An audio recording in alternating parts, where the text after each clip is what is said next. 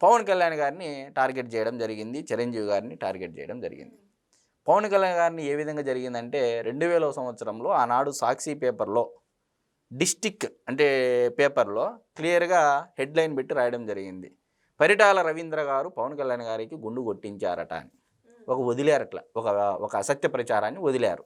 సరే మరి దీంట్లో వాస్తవం ఎంతుంది, అవాస్తవం ఎంతుందని పరిటాల సునీతమ్మ గారు కూడా దానికి ఎక్స్‌ప్లెయిన్ చేశారు. అదేమీ లేదని.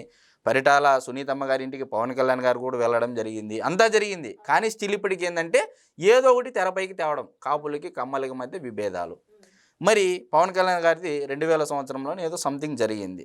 జరిగిన తర్వాత మరలా ఈ ఉద్యమం సమయంలో మరి రాజశేఖర రెడ్డి గారి హయాం జరిగింది. దాని తర్వాత జగన్మోహన్ రెడ్డి గారు ఏ విధంగా అంటే తుని ముద్రగడ పద్మనాభం గారిని ఏ విధంగా వాడారు ఆయన కాపులకి కమ్మలకి మధ్య కాపు ఉద్యమ నేతగా అనేది ఈరోజు కాపు జేఏసీ చాలామంది అంటే వాళ్ళ నాయకులు కానీ దాంట్లో కాపులు కానీ చాలామంది చెప్తా ఉన్నారు. ముద్రగడ పద్మనాభం గారు ఈరోజు నిజంగా కాపులు నాయకుడు ఉద్యమ నాయకుడు అయితే రెడ్డిగా ఎందుకు మార్చుకున్నారండి?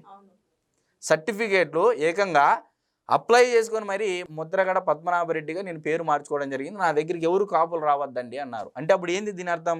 ఇన్నాళ్ళు జరిపినటువంటి ఉద్యమం అంతా కేవలము జగన్మోహన్ రెడ్డి, రాజశేఖర రెడ్డి గారి కోసమే నేను ముసుగు తగిలించుకొని కాపు ఉద్యమ నేతగా పేరు గాంచాననే కదా దాని అర్థము.